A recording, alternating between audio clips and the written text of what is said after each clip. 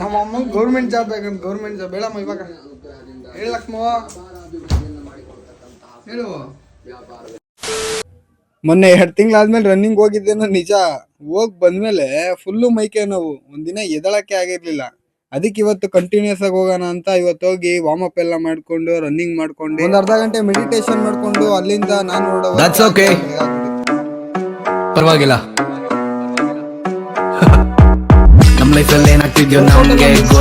ಮನೆಗೆ ಬರೋ ಹೊತ್ತಿಗೆ ಆಗ್ಲೇ ನಮ್ಮಮ್ಮನ ಅತಿಥಿ ಒಬ್ರು ಮನೆ ಮುಂದೆ ಕಾಯ್ತಿದ್ರು. ಅವ್ರಿಗೆ ಹೋಗ್ಬಿಟ್ಟು ಆಶೀರ್ವಾದ ತಗೊಂಡು ಅಲ್ಲಿಂದ ನಾನು ಆಫೀಸ್ಗೆ ಹೋಗೋಣ ಅಂತ ಹೊರಟೆ. ಇವತ್ತು ಬಸ್ ಬೇರೆ ಲೇಟ್ ಆಗ್ಬಿಟ್ಟಿತ್ತು. ಮನೆ ಪಕ್ಕದವ್ರು ಅಲ್ಲೇ ಅದೇ ರೂಟಲ್ಲಿ ಕೆಲ್ಸಕ್ಕೆ ಹೋಗ್ತಿದ್ರು. ಅವರೇ ನನ್ನ ಕೆಲಸ ಹತ್ರ ಬಿಟ್ಬಿಟ್ಟು ಅಲ್ಲಿಂದ ಅವರು ಕೆಲ್ಸಕ್ಕೆ ಹೋದ್ರು. ನಿಮ್ಗೆ ಇದ್ರಲ್ಲಿ ಇನ್ನೊಂದು ವಿಡಿಯೋ ಹಾಕಿಲ್ಲ. ಇತ್ತೀಚೆಗೆ ನಮ್ಮ ಮಡಕಮಾನಲ್ಲಿ ಯಾವ ಲೆವೆಲ್ ಟ್ರಾಫಿಕ್ ಆಗುತ್ತೆ ಅಂದರೆ ಅಲ್ಲಿಂದ ಮನೆಗೆ ಬೇಗನೆ ಬಿಟ್ಟಿರ್ತೀನಿ. ಆಗಲೇ ಕೆಲಸ ಹತ್ರ ಬರೋ ಹೊತ್ತಿಗಾಗಲೇ 10 ಗಂಟೆ ಆಗೈತೆ. ಏನು ಮಾಡೋಕ್ಕಾಗಲ್ಲ. ನಮ್ಮ ಅಮ್ಮ ಗೌರ್ಮೆಂಟ್ ಜಾಬ್ ಬೇಕಂತ ಗೌರ್ಮೆಂಟ್ ಜಾಬ್ ಹೇಳಮ್ಮ ಇವಾಗ ಹೇಳಕ್ಮ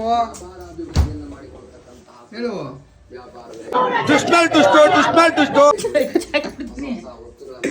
ಅಲ್ಲ ಏನ್ ನೀನು ಗೌರ್ಮೆಂಟ್ ಕೆಲ್ಸಕ್ಕೆ ಸೇರ್ಬೇಕಾಯ್ತಂತವ್ರು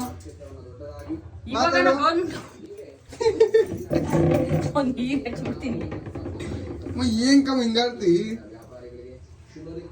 ಇನ್ನ ಎಷ್ಟು ದಿನ ಕೆಲಸ ಮಾಡ್ಬೇಕು ನಾನು? ಅಲ್ಲೇ ನೋಡ್ದೆ ಫೋನ್ ಹೆಂಗ್ ನೋಡ್ದೆ, ಫೋನ್ ಕಿತ್ಕಂತಿ.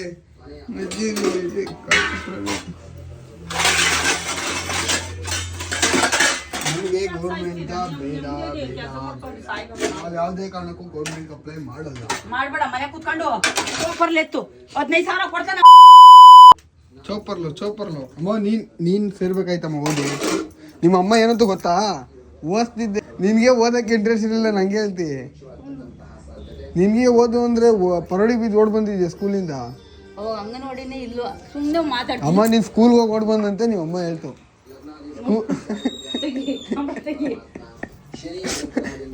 ನಿನ್ ಮಗ ನೋಡು ಅಮ್ಮ ಸ್ಕೂಲ್ಗೆ ಹೋಗು ಅಂದ್ರೆ ನೀನ್ ಹೋಗ್ಲಿಲ್ಲ.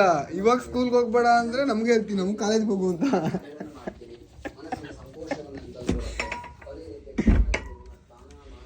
ನೀ ಸ್ಕೂಲ್ಗೆ ಹೋಗೋ ಟೈಮಲ್ಲಿ ಹೋಗಿದ್ರೆ ನಮ್ಗೆ ಯಾಕೆ ಹಿಂಗೆ, ನಾವ್ ಹೆಂಗೆ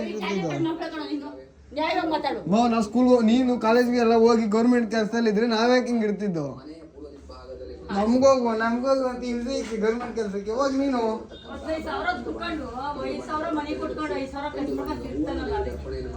ಅಲ್ಲ ಕಣಮ್ಮ, ಈಗ ನಮ್ಮನ್ ಗೌರ್ಮೆಂಟ್ ಕೆಲ್ಸಕ್ಕೆ ಹೋಗ್ಬೋದಿಯಲ್ಲ, ನೀನೇ ಹೋಗ್ಬಿಟ್ಟಿದ್ರೆ ಹೊಡಿಯೋದಲ್ಲ ಮಾತು ಮಾತಾಡು. ನಿನ್ಗೆ ಓದಕ್ಕೆ ಇಂಟ್ರೆಸ್ಟ್ ಇರಲಿಲ್ಲ, ನಮ್ಗೆ ಓದು ಅಂತ ಹಿಂಸೆ ಇಕ್ಕೋದ್ರೆ ಅದಕ್ಕೆ ನಾನು ಹೇಳ್ತಿರೋದು ನನ್ನ ನೋಡ್ಕೊಂತೀನಿ ಬಿಡು ಅಂತ. ಅಮ್ಮೋ ಥ್ಯಾಂಕ್ಸ್ ಅಮ್ಮೋ, ನೀ ಕೂಲಿ ಮಾಡ್ಕೊಂತಂದಾಕಮ್ಮ. ನಾವು ಹೊಟ್ಟೆ ಹಾಸ್ಕೊಂಡು ಮನೇಲಿ ತಿನ್ಕೊಂಡು ಆರಾಮಾಗಿ ಇರ್ತೀನಿ. ಹಂಗೆ ಮತ್ತಿರೋದು ಈಗಲೂ